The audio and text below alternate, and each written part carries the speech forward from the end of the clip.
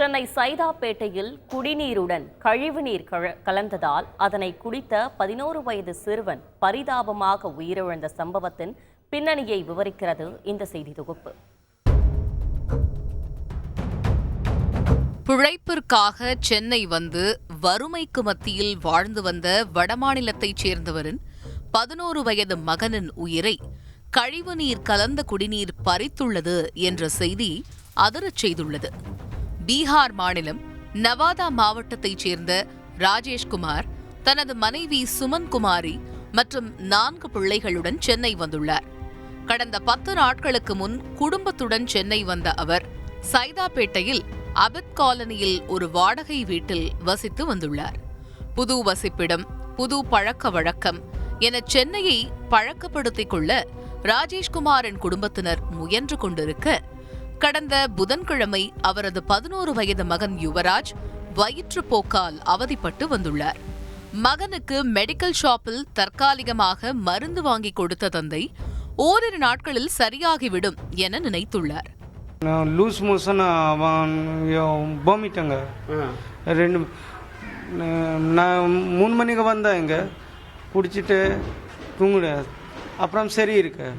4 மணிக்கு வந்தா அவன் எனக்கு சொல்லு, நான் காட்டுக்கு போறா தண்ணி வாரி வருதா. ஆனால் மாறாக மகன் யுவராஜின் உடல்நலம் மோசமடைந்து வந்துள்ளது. திடீரென இரவு 11 மணியளவில் மகன் யுவராஜின் உடல்நலம் மோசமடைந்து கொண்டே வர உடனடியாக ராஜீவ்காந்தி மருத்துவமனைக்கு அழைத்து சென்றுள்ளார். யுவராஜ் சிறுவன் என்பதால் எழும்பூர் குழந்தைகள் நல மருத்துவமனைக்கு அழைத்துச் செல்ல அறிவுறுத்தியதன் பேரில் எழும்பூர் மருத்துவமனைக்கு விரைந்துள்ளார் ராஜேஷ்குமார். ஆனால் அங்கு யுவராஜை பரிசோதித்த மருத்துவர்கள் சிறுவன் வழியிலேயே உயிரிழந்து விட்டதாக தெரிவித்துள்ளனர். இதனை கேட்டதும் இடிந்து போன ராஜேஷ் செய்வதறியாது தவிக்க, அவரது 7 வயதான இளைய மகளும் வயிற்றுப்போக்கால் பாதிக்கப்பட்டுள்ளார்.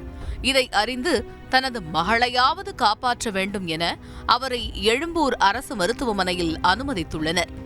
அங்கே உன பையன் அங்கே சத்து போயிட்டா, அவனை இங்கே பெரிய பொண்ணு எனக்கு கால் பண்ணுறேன், ஏன் பொண்ணு சின்ன பாப்பா அப்புறம் வாமிட்டிங் லூஸ் மோஷன் ஆயிடுச்சு.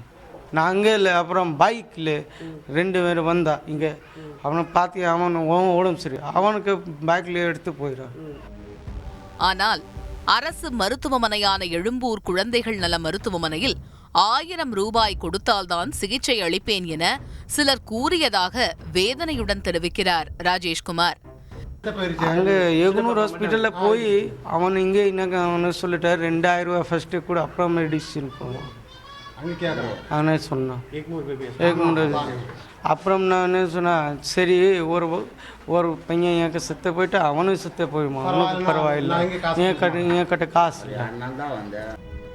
இப்படி மீளா துயரில் ராஜேஷ்குமாரின் குடும்பம் துவண்டு கொண்டிருக்க, தனது மகனின் உயிர் பறிபோக கழிவுநீர் கலந்த குடிநீர்தான் காரணம் என குற்றச்சாட்டுகிறார் ராஜேஷ். இந்த நிலையில் சிறுவன் பெட்டிக்கடைகளில் காலாவதியான உணவை சாப்பிட்டாரா, அதனால் நேர்ந்த விபரீதமா என்ற கோணத்தில் உணவு பாதுகாப்புத்துறை அதிகாரிகளும் ஆய்வு மேற்கொண்டனர். ஆனால் கடந்த சில நாட்களாகவே கழிவுநீர் கலந்த குடிநீர் காரணமாக அவதிப்பட்டு வந்ததாக கூறுகின்றனர் அபித் காலனி வாசிகள்.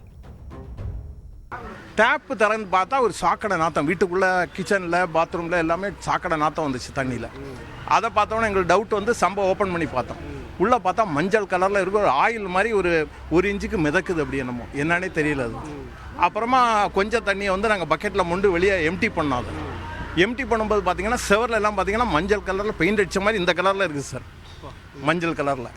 சரி, உடனே ஆன்லைனில் ரெஜிஸ்டர் பண்ணோம்.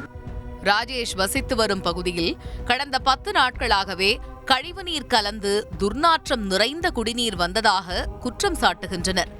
இந்த நீரையே சமையலுக்கும் பயன்படுத்த வேண்டிய அவலமும் இருந்துள்ள நிலையில் அதே தெருவில் ஏராளமானோர் வயிற்றுப்போக்கால் அவதிப்பட்டு வந்ததாக பகீர் தகவலை தெரிவிக்கின்றனர்.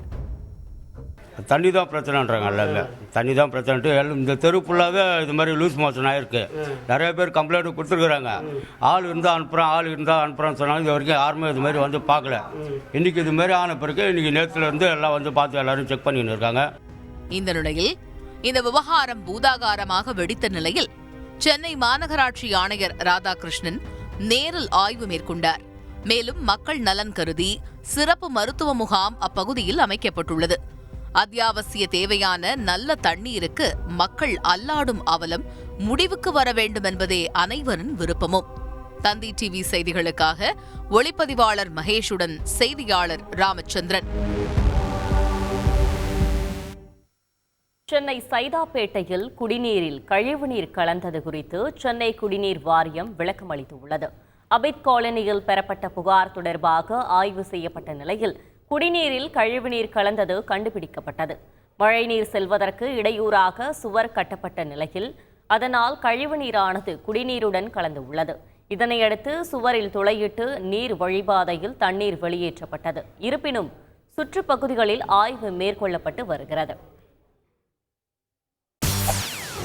செய்திகளை உடனுக்குடன் தெரிந்து கொள்ள உடனே சப்ஸ்கிரைப் பண்ணுங்க.